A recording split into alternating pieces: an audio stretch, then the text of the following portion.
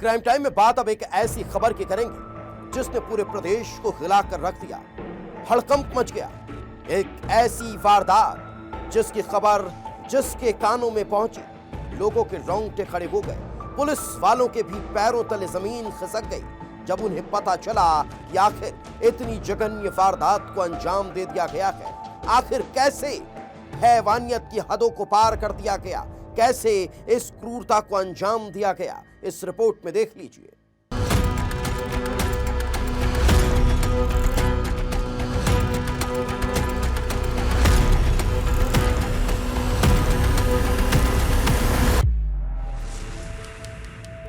तारीख 25 अप्रैल, जगह दुर्ग छत्तीसगढ़। वारदात डबल मर्डर।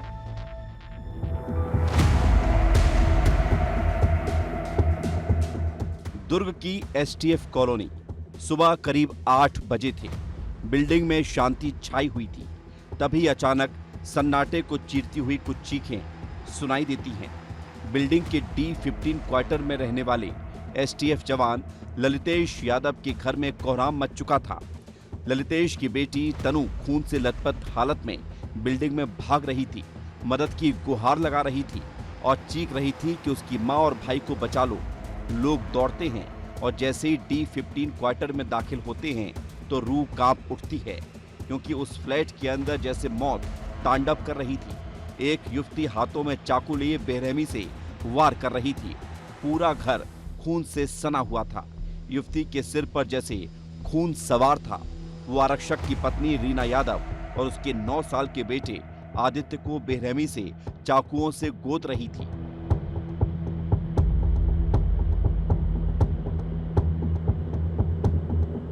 मंजर इतना भयानक था कि देखने वालों के रोंगटे खड़े हो रहे थे। महिला ने रीना यादव पर चाकू से करीब 18 वार किए तो उस हैवान ने 9 साल के मासूम के साथ बर्बरता करने में भी कोई कसर नहीं छोड़ी। उस नन्ही सी जान के जिस्म को उस महिला ने 2 या 4 नहीं, 5 या 10 नहीं, बल्कि 14 बार चाकू से भेद दिया। लोग किसी तरह उस महिला को पकड़कर बांध देते हैं और तत्काल रीना यादव और उसके 9 साल के बेटी आदित्य को और बेटी तनु को अस्पताल में भर्ती कराते हैं, जहां बेटी का तो इलाज जारी है, लेकिन रीना यादव और उसके बेटी आदित्य को बचाया नहीं जा सका। मैं इस वक्त उसी एसटीएफ कॉलोनी के बाहर मौजूद हूँ। ये आपको जो बिल्डिंग दिख रही है, इसी बिल्डिंग के 4थी मंजिल पर पुलिस आरक्षक का परिवार रह रहा था और वहाँ पर एक महिला आरोपी आती है और उस 4थे मंजिल वाले घर पर पहुंचकर आरक्षक की पत्नी पर चाकुओं से ताबड़तोड़ हमला करती है, जिससे वो पत्नी गंभीर हालत में आ जाती है।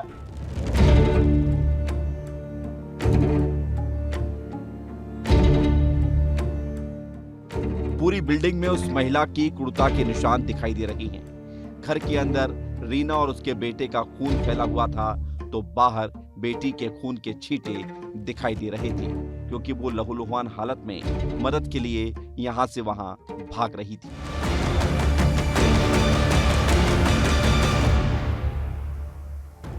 मां पर चाकू से हमला होता हुआ देख बेटी घबरा गई थी, डर गई थी और मदद की पुकार के लिए वो बिल्डिंग पे इधर उधर भाग रही थी। इस दौरान आपको बिल्डिंग के अलग अलग हिस्से पे खून के छींटे जो है वो दिखाई देंगे कि ये देखिए, यहाँ पर बच्ची भागी दौड़ी, इसके बाद यहाँ पर दौड़ी भागी, जहाँ पर ये गवाह देते हैं कि यहाँ पर खून के छींटे हैं। न केवल यहाँ पर बल्कि पूरी बिल्डिंग में बच्ची अपने आप को बचाने के लिए, अपनी माँ को बचाने के लिए यहाँ वहाँ दौड़ रही थी, भाग रही थी और उसका जो सबूत है वो दिखाई देते हैं कि अलग अलग जगहों पर बिल्डिंग के अलग अलग कोनों पर आपको खून के छींटे दिखाई देंगे।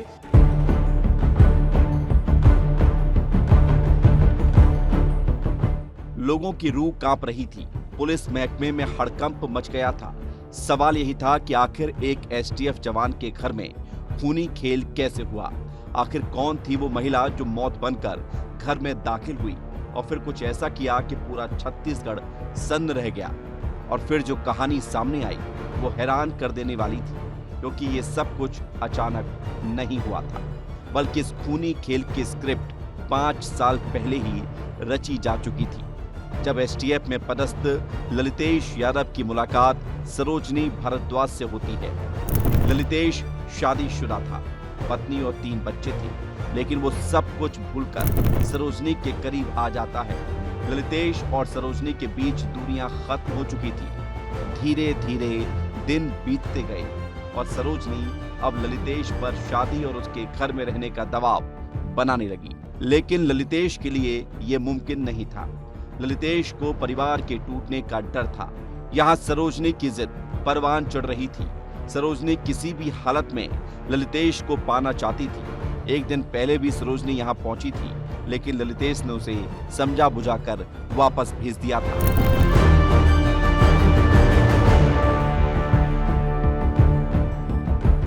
और जो आरक्षक है ललितेश यादव, वो यहाँ से कुछ काम के लिए बाहर गया हुआ था। इसी दौरान पर सरोजनी भरद्वाज नाम से एक महिला पहुँचती है और वो महिला सबसे पहले रीना यादव को टारगेट करती है और उसके बाद में उस पर 10 से 12 बार चाकू से हमला करती है। बगल में बेटा रो रहा था।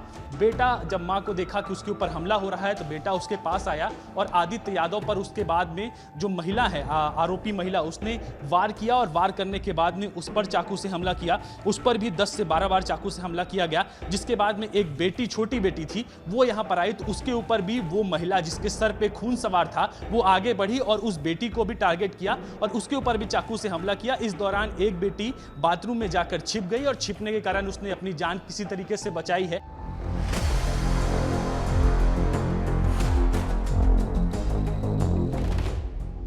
ललितेश को लगा था कि सब कुछ ठीक हो गया है, लेकिन उसे क्या पता था कि अब सरोजनी मौत बनकर लौटेगी। अगले ही दिन सुबह जब ललितेश काम से बाहर गया तो सरोजनी उसके घर आ जाती है।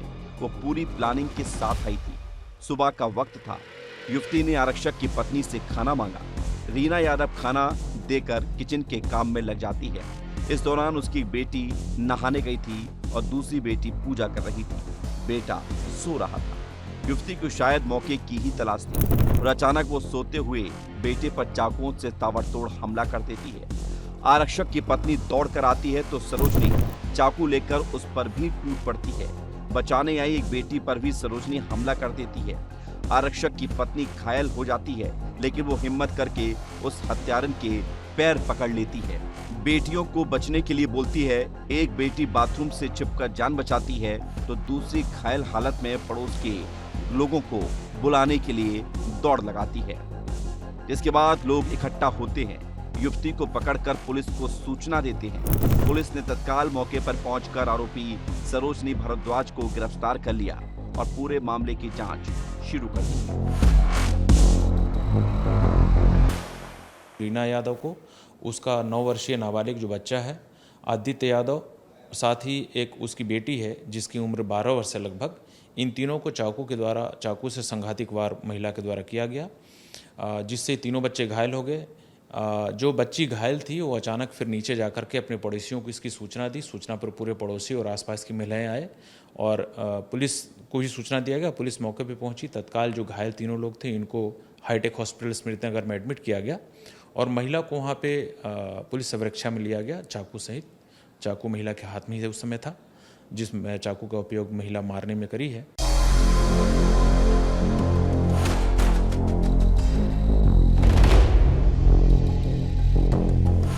इस घटना के बाद पूरी बिल्डिंग में सन्नाटा पसरा हुआ है। लोग खौफ में हैं। दहशत इतनी है कि लोग बोलने से भी बच रहे हैं, क्योंकि जिस बिल्डिंग में वो रहते हैं उसी में एक युवती घुसती है और 2 लोगों की जान ले लेती है।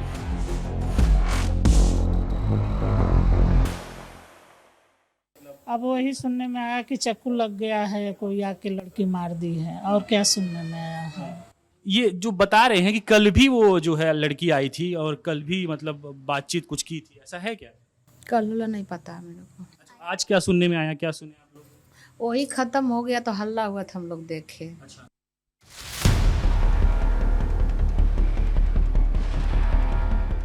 एक अवैध रिश्ते की जिद और फिर मौत का ऐसा तांडव, जिसने भी देखा और सुना उसकी रूह कांप उठी। एसटीएफ आरक्षक की पत्नी और मासूम बेटे की बेरहमी से हत्या कर दी गई, जबकि बेटियां जिंदगी और मौत से जूझ रही हैं। पुलिस ने सरोजनी को सलाखों के पीछे पहुंचा दिया है।